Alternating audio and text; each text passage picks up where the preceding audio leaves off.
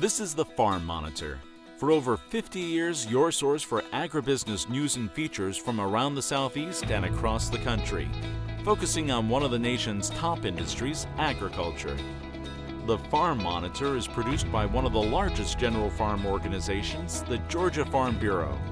Now here are your hosts, Ray DeLessio and Kenny Bergamy. Hello, friends, or the way Kenny and I see you. Hello, family. Yeah, hi there. The kind of family we actually want to spend time with. No, I'm kidding. Mom, Dad, kidding. Welcome to the show. Enough chit-chat. Kenny here. He has got your light up. Yes, I do. Straight ahead, join us as the Monitor gets a personal tour of Georgia's first lab for the testing of hemp, what it means for growers, and how the process plays out from start to finish.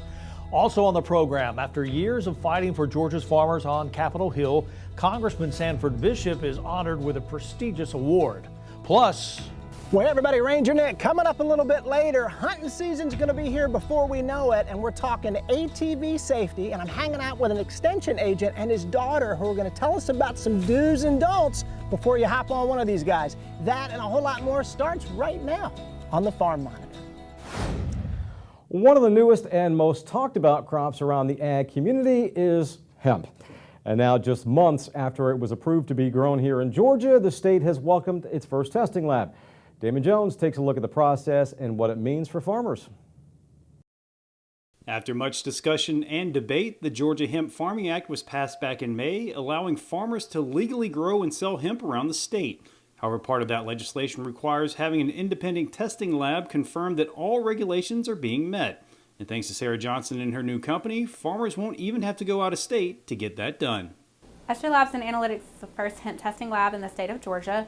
We offer compliance testing for farmers and processors to make sure that their hemp plant is below the allowable levels, 0.3% total THC. We also do risk management for the farmers and processors and research and development to help them develop good products to get out to the consumer.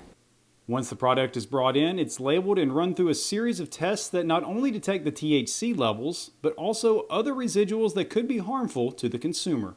We bring it in, we dry the sample, we grind the sample, and we put it in some sort of solvent to extract the cannabinoids or the pesticides or whatever the analyte is that we're looking for. And then we run it into an analytical equipment. So we use a LC-MS for our cannabinoid testing, our pesticide testing, and our mycotoxin testing. We run it all through the instrument, we get the results, and then we verify that those results are accurate, and we give those report back to the customer through the customer portal. While state regulations might only be concerned with the THC levels, Johnson encourages growers to go the extra step before putting it on the market. Right now, though, only the total THC is regulated. However, we advise our customers and our clients that it's best business practice to know exactly what's in the product that they're selling to the end consumer. We recommend microscreens, pesticide residuals, residual solvents, mycotoxins, heavy metal tests, and terpenes before taking it to the consumer.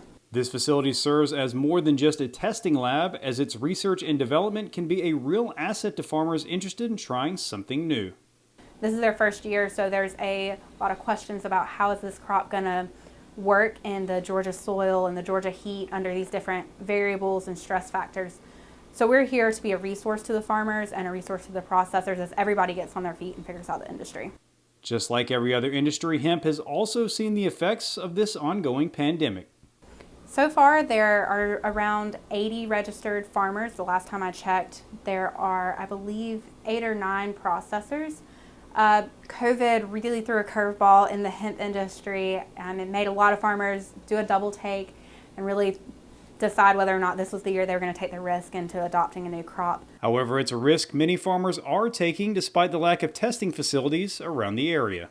All over the Southeast, there's a demand for this type of lab. Alabama and Louisiana don't have this type of lab. They have hemp programs, so it's important that we facilitate the rest of the Southeast and really allow this industry to flourish. Reporting from Bibb County, I'm Damon Jones for the Farm Monitor. All right, Damon, thanks so much. Well, by now you've heard the news. The Georgia National Fair canceled due to COVID-19. First time in its 31-year history that the fair won't be held. Organizers saying with the pandemic and all, it would be tough moving forward as normal. for nearly 27 years, Congressman Sanford Bishop has served Georgia's 2nd District, and pretty much since he first took the oath of office, he's been an advocate for Georgia's #1 industry. For this reason, Congressman Bishop was recently presented the Golden Plow Award from the American Farm Bureau. John Holcomb has that story. Each year, AFBF honors a member of Congress for their work for agriculture on Capitol Hill with the Golden Plow Award. This year, a member of the Georgia delegation was honored, and that member was Sanford Bishop, which represents the 2nd District of Georgia, which is in the southwest part of the state. He was honored to receive the award, especially with agriculture being such a big part of his district. This means a great deal to me to be recognized by the Farm Bureau and to say to me that my work has not been in vain. I appreciate it. I am a servant. I believe that it is my job to work for and in behalf of the people who send me, and the farmers and the ranchers and the people of the 2nd Congressional District sent me to Washington many years ago, and I've tried to do my dead level best to represent them well. President Duvall of American Farm Bureau, who has worked with the congressman since his days as GFB president, says the award went to a great advocate for ag, one that defies party lines, to make sure agriculture remains successful in the state as well as the nation. Congressman Bishop has been the one that, when it comes to agriculture work, he understands that it's not a D or an R issue. It's about finding solutions and making sure rural American farmers that support that with the economy in those areas find solutions to their problems. And you can always depend on Congressman Bishop to be that person reaching across the aisle and making sure that he finds support for policies that are going to be good for rural America.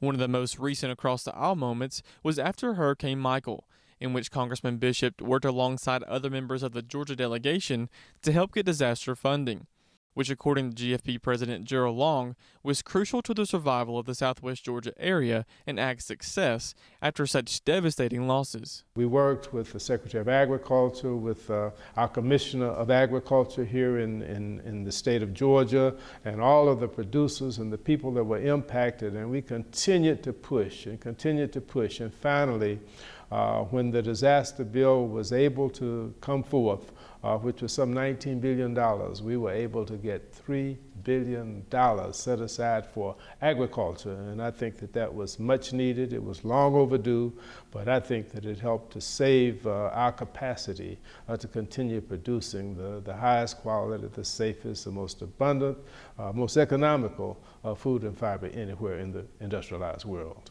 What he done, he sort of took the lead into developing a disaster package to help agriculture, help the farmers. Yes, it was in his district. That's where it started at. But he took the lead with other congressmen and our senators to be sure that agriculture and rural Georgia, because it devastated some small towns in southwest Georgia. Had it not been for some federal help, federal aid, I don't know where we would be in South Georgia right now. Reporting in Bibb County for the Farm Monitor, I'm John Holcomb. Well, hey everybody, coming up, before you hop on one of these guys this fall, I'm going to introduce you to a couple folks that are going to tell us some do's and don'ts about safety on an ATV and reveal some results of a study with kids that might surprise you about what they didn't know about safety. Ranger Nick, after this.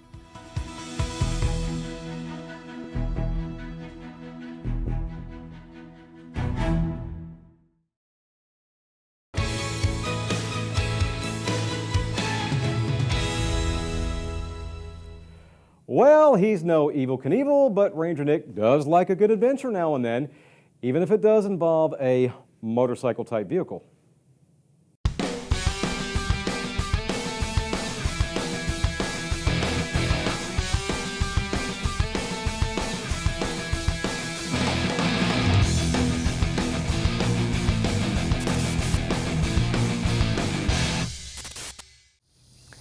Well, I know it's hot here in Kathleen, Georgia, where I am this month, but it's not going to be hot for long. Cool air is going to come in, hunting season's coming, and that means you and your family, your kids, your grandkids are getting on an ATV to go out and do some hunting. And I'm going to introduce you to some folks that know some things about safety before you get on one of those, and that's Jay Porter and his daughter, Georgia Lynn. Welcome, everybody. Glad y'all are here.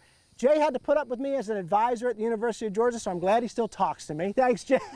Jay, you're an extension agent in Pulaski County, Georgia, and you were involved in a study where you looked at 4th, 5th, and 6th grade students' knowledge of safety on an ATV. What did you find from that? So we were really surprised more at what the kids didn't know. Yeah. The thing that really stood out, a lot of these kids didn't know what size four-wheeler they rode, and that pretty much means they're riding a machine that's too big to fit their body. Okay. And Georgia Lynn's kind of demonstrating that for us right now. This is my four-wheeler. It's a little bit big for her. You can see how she's reaching for the handlebars.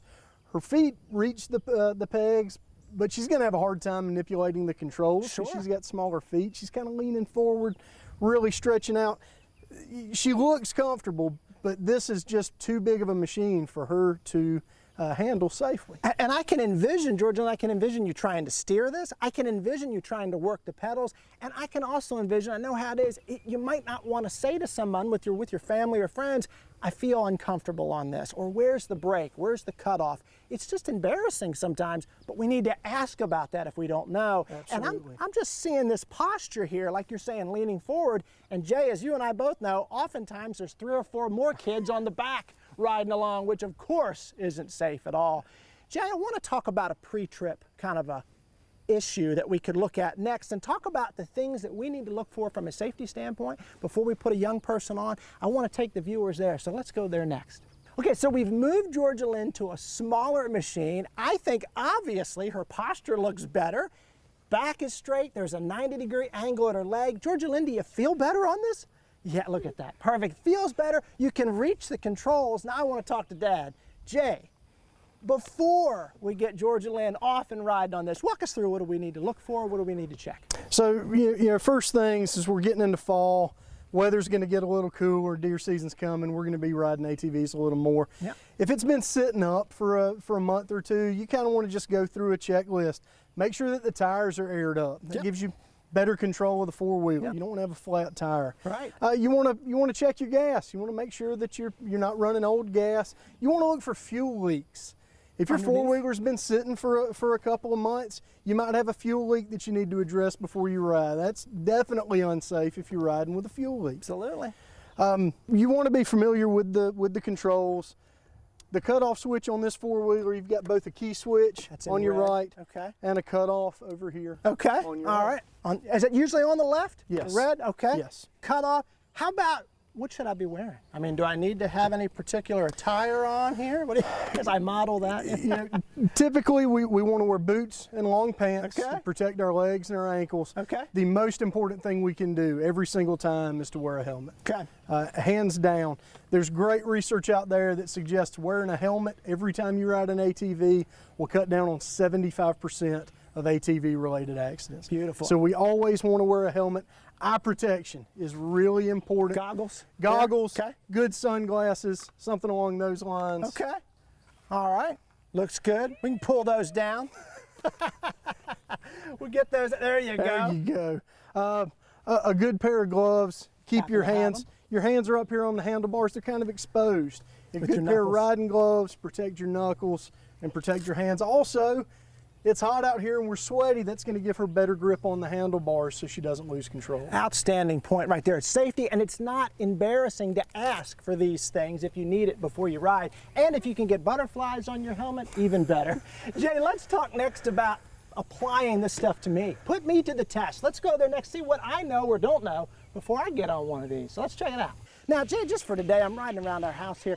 I don't need to buckle this, right? Yeah, Nick, if it's not buckled, it's pretty much not on your head. You want it buckled, you want it comfortable, but you want it tight enough that it's going to stay put. Okay, and I'm going to buckle that just a little bit before we roll. I got that. You mentioned gloves. I've got my gloves right here. Yep. It's so chilly out, I really need them anyway to keep myself warm, right? And then the goggles thing. I know the goggles are important. What about my sunglasses? So you've got a good pair of sunglasses on. They fit tight around your eyes. That's to shield debris from getting in your eyes while you're riding. Okay. Your sunglasses are going to be fine for what we're doing today. So that's okay. I've shielded my legs, I've shielded my eyes, I've got my helmet. I will buckle that in a second. Now, before we get going here, what I really like to do is just to check to make sure. Wait a minute. You should be on that one. Oh, yeah, you're right. I don't know a whole lot about this. I don't want to mess up Dad's machine. You're right. Well, Before I hop on that one and ride off and buckle my helmet, guys, thank y'all so much for joining me this month. What great safety info to remember before you get on an ATV this fall. Great stuff. Y'all know what to do. When you're online looking up more about ATV safety, hop on over to the Georgia Farm Monitor Facebook page and check out what the guys have got going on there.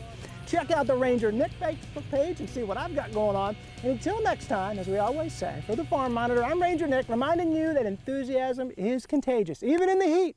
So pass it on. Y'all, thanks so much for watching. We'll see you right back here again, this time next month. See ya.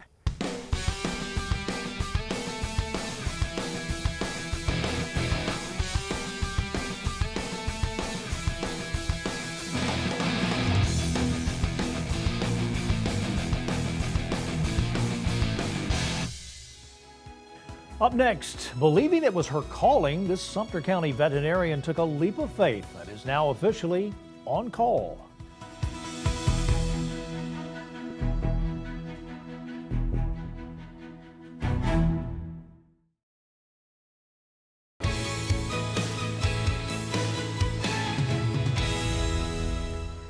Well, this time of year, you see them everywhere, on your house, your deck, even inside of your grill. In addition to being a household pest, the invasive stink bug has a voracious appetite for fruit and vegetable crops and can cause significant damage.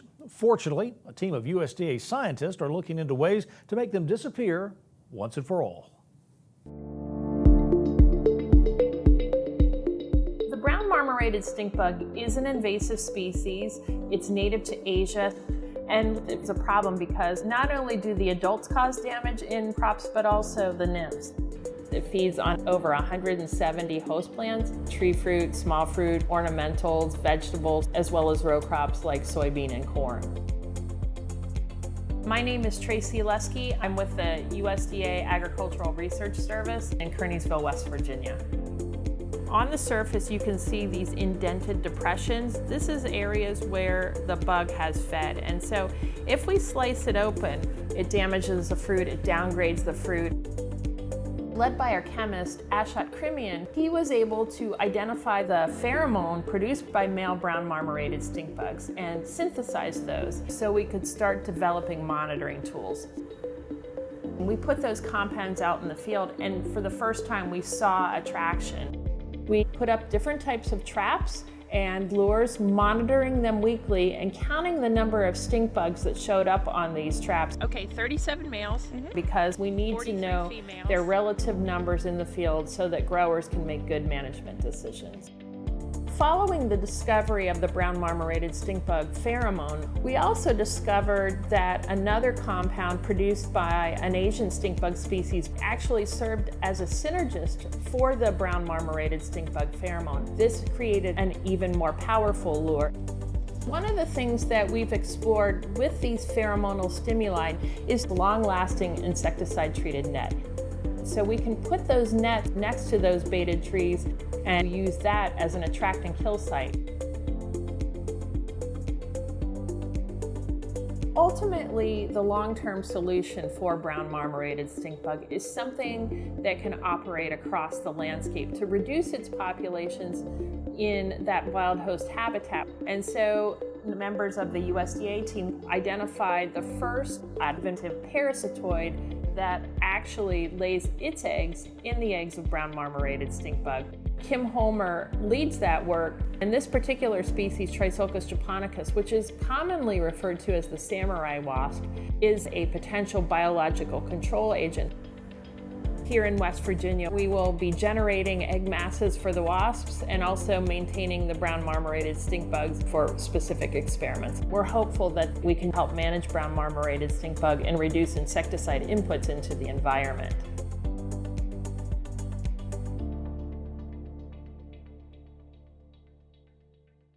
Yes, please destroy them. I hate those things. Finally this week, in the early stages of the pandemic, we brought you the story of Sumter County veterinarian Allie Reed. Well, since her story first aired, Allie's new business has taken off. She has been nonstop working around the clock. Success stories like that are what we thrive on here at the Monitor, and so we thought, you know what? Allie's story, it's worth telling again.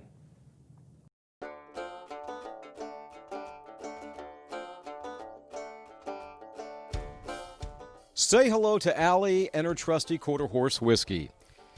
Yeah, these two have a real special bond. Then again, Allie bonds with every large animal she encounters.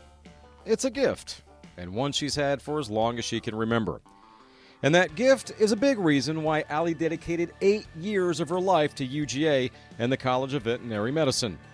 Now 2 years removed from Athens, Dr. Allie is living out a dream, having recently launched her very own mobile veterinary clinic.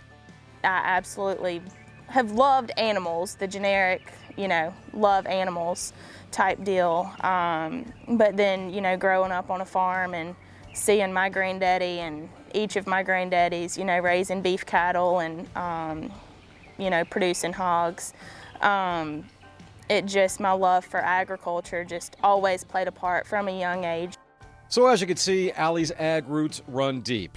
In addition to her grandfather's, Dad William is a former row crop farmer and irrigation specialist. Nowadays, though, he's retired and spends most of his time tooling around the property on his trusty tractor. And by the way, that's just one of many he owns. So this is my dad's, I guess you would say, rather large tractor collection. With him being a row crop farmer, we've always had a passion for John Deere tractors, but his kind of goes a bit further than anybody else's, I would say. Yeah, I know, has nothing to do with veterinary medicine. But Allie's proud of it and calls it her favorite place on the property. Naturally, her other favorite spot is anywhere there's an animal. Doesn't matter if it's a large animal or a small one. Although Allie admits she's kind of partial to cattle. And more importantly, she loves being outside and on the farm. A big reason why she opened a mobile vet business and not the traditional office type.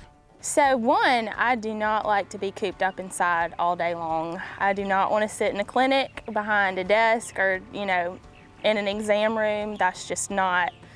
I enjoy small animal medicine, but I hate that you have to be inside all day long. And so I'm fortunate that I get to be outside, with the animals. And I also, my love for agriculture, and I truly want to be able to help farmers and producers in producing the best end product that they can possibly do. And not all cattle or, food animal are gonna enter the food chain, and a lot of them are pets, but you still just get to be out there with them and, help them with their passion, because farmers are passionate about what they do as well.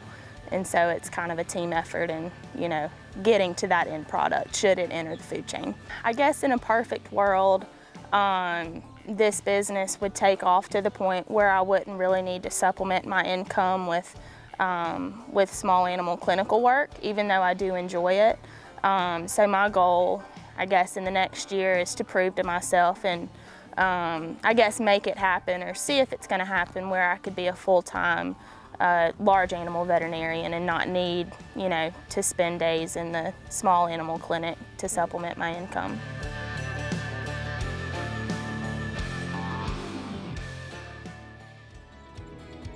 Pretty sharp, isn't she? Hey, before we send you on your way, a friendly reminder that for all the latest ag news regarding food, recipes, and what's happening out on Georgia farms, be sure you check out our social media platforms. Of course, you will stay informed, and you'll see what's up in the world of agriculture and with us here at the show. And take care, everybody. We'll see you next week right here on the Farm Monitor. Have a great week.